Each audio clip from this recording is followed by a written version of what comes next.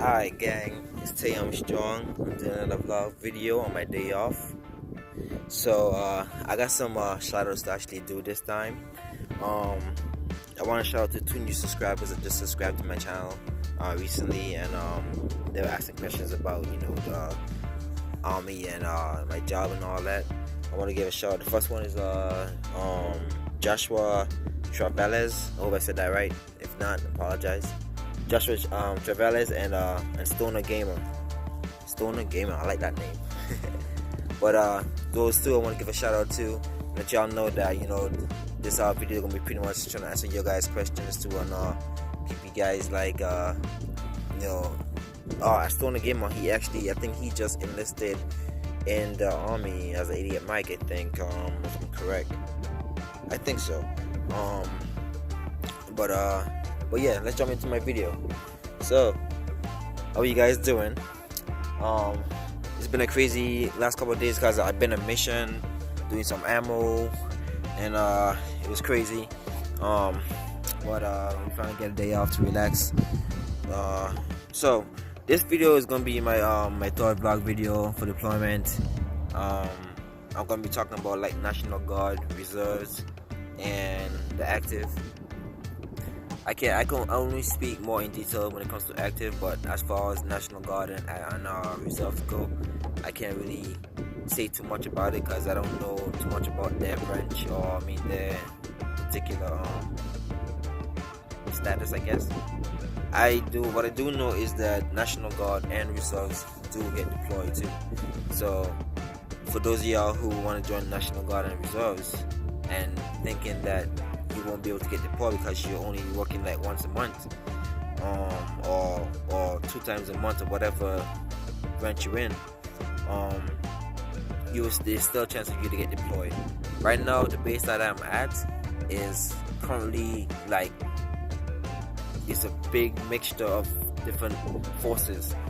You got Air Forces, you got Marines, a lot of Marines. I haven't seen the Navy. I don't think the Navy's around here. There's actually a Navy base far away, but not right here. There's actually Air Force, Marines, then there's active, National Guard, reserves. There's there are even some other forces from other countries such as Canada. We have this base and other bases that's in this area has forces from Canada, has forces from what was the other country called? I can't remember the name of it. I can't remember the name of the country. Fuck it. It'll come to me later on. But yeah, so I just want to let you guys know that if you guys decide to go, I want to tell you guys pretty much like the perks and the benefits of being active versus being National Guard or reserves when it comes to like US military. The thing about reserves and National Guard is that they help you to pay for school. You can actually go to school and all that, and actually have a side job on the side while you serve in the military. But since the fact that National Guard and reserves also get deployed for 6-9 months, when it comes to actual doing their job, they're not the most efficient as if they was active. I'm gonna explain what I mean right now. Like for me, being an idiot Mike, I work 365 days a week. Right? Doing my job, idiot Mike, transporting stuff, whatever it is. I have a lot of experience when it comes to like different circumstances or ship breaking down or getting stuck somewhere, or what to do in a situation where you get yourself in a real serious situation. But when it comes to like National Guard and reserves, those guys, they only work like once a month or twice a month or whichever one it is, and so they don't have the most they're not well trained when it comes to actually doing their job correctly. So when they do happen to get deployed, they don't know how to do certain stuff or how to react to certain stuff because they don't have that experience to back it up. Like we actually had a class where we was teaching some National Guardsmen how to tie down containers and stuff like that. That's an 88 Mike job, cause we normally tie down stuff, cause we transporting stuff all the time. So those guys, they was actually Seaborn like a Seaborn unit, but there was actual like National Guard too. So for them to not know how to tie down stuff properly, was like we had to give a class on that, and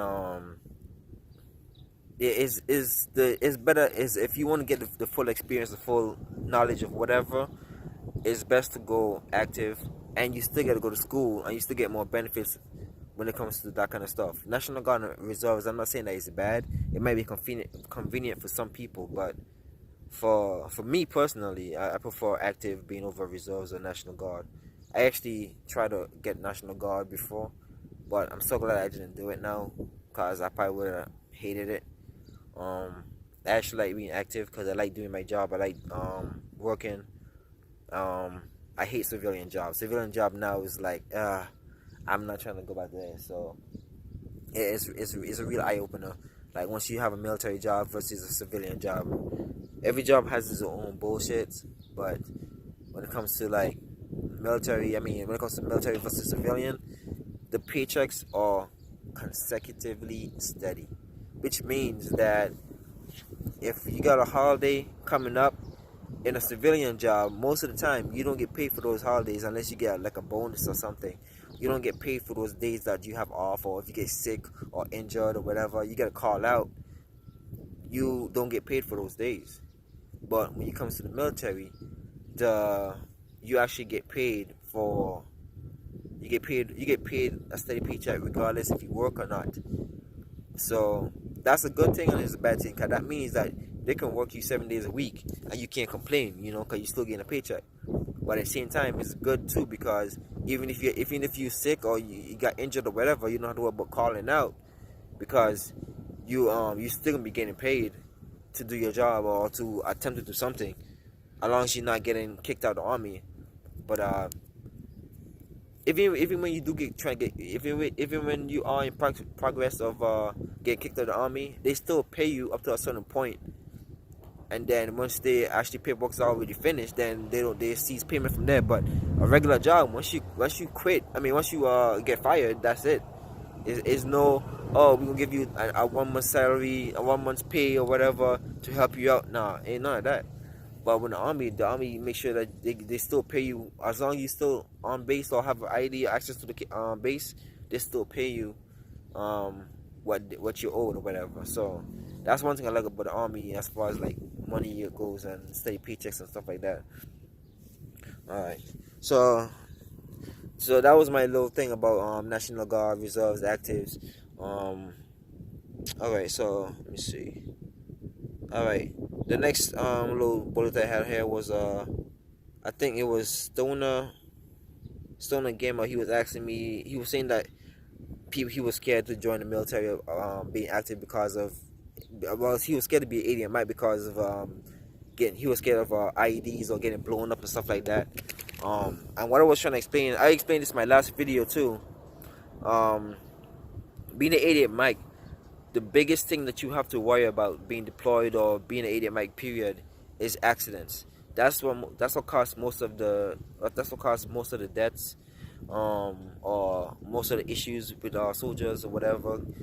Soldiers get complacent, thinking that they can drive, or we don't have to do this at the speed, or they're being in an environment where they're not used to being like cluttered traffic, like in the Middle East.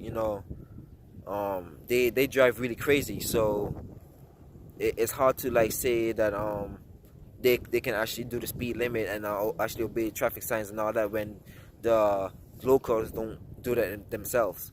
So people get complacent and think that they can drive the same way here as they did in the States, and that's how a lot of accidents and stuff happens. So a lot of IEDs and all that stuff, when it comes to like being in a real combat zone, like all out war or whatever, being in a high risk area, then I would say IEDs would be the biggest concern.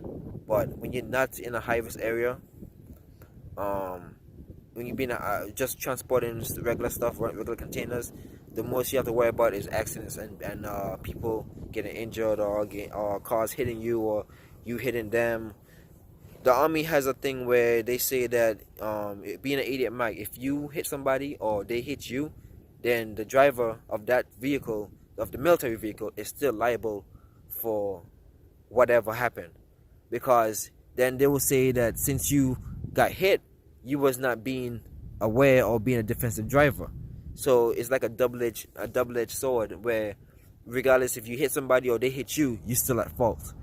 So that's a scary thought to have, but depending on the unit and the commander, whoever is leading that platoon or company, can say, hey, he's been defensive, he was trying to avoid, but it was unavoidable and stuff like that. They try to come to your defense.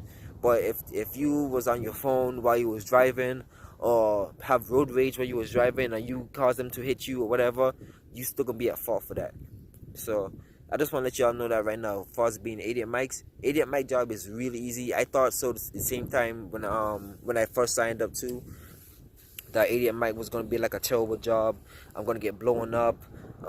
That's the first thing coming in my head.